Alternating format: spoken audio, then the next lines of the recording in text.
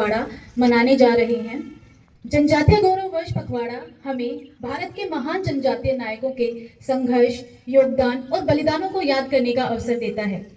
हमारे जनजातीय नायक हर क्षेत्र में अग्रणी रहे हैं। इसी से संबंधित कुछ जानकारी कक्षा 6ठी और 9वीं की छात्राएं आपके सामने प्रस्तुत करने जा रही हैं, जिसमें से पहली प्रस्तुति लेकर प्रस्तुत हो रही हैं कक्षा 6ठी ब की शेख सना।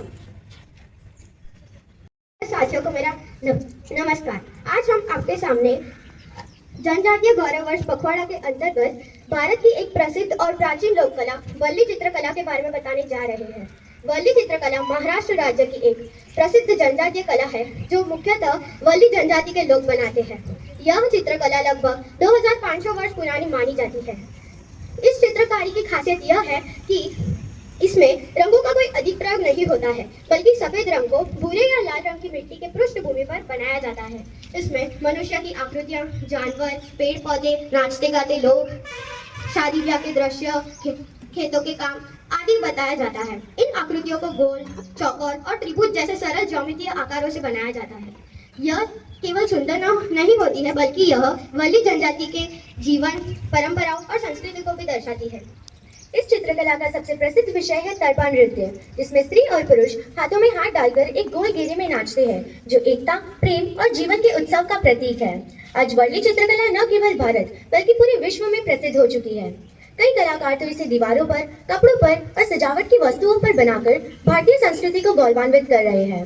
अंत में मैं बस इतना ही कहना चाहूंगी कि वल्ली चित्रकला हमें सिखाती है कि सादगी में भी सुंदरता छुपी होती है। यह हमारी समृद्धि और लोक संस्कृति की पहचान है। हमें इसे सहेज कर रखना चाहिए। धन्यवाद।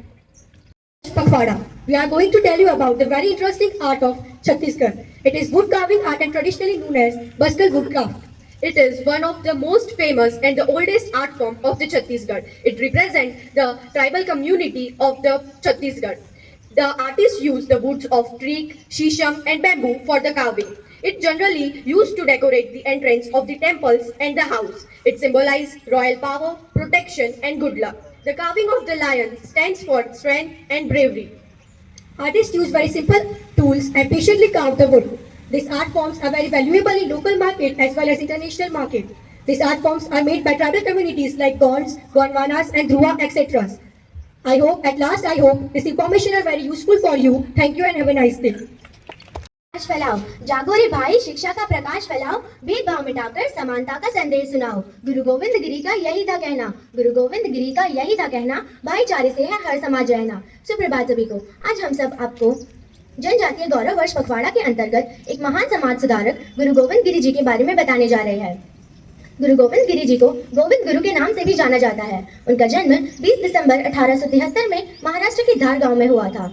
उन्होंने 19वीं शताब्दी के अंत और 20वीं शताब्दी की शुरुआत में राजस्थान और गुजरात के आदिवासी क्षेत्रों में अपनी महत्वपूर्ण भूमिका निभाई।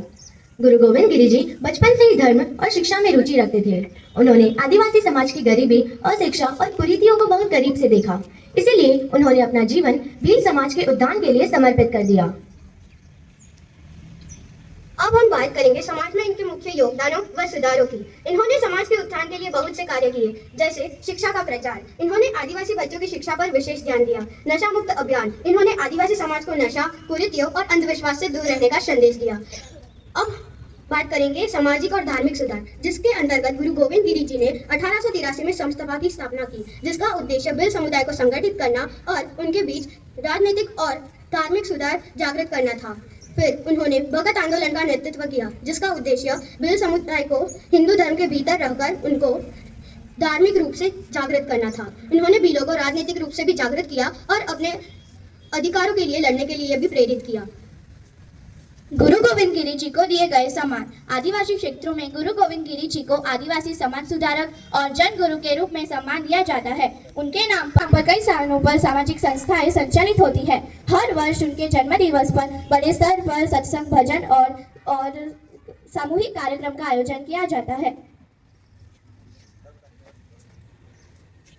आध्यात्मिक मार्ग से समाज में बड़े परिवर्तन लाए जा सकते हैं।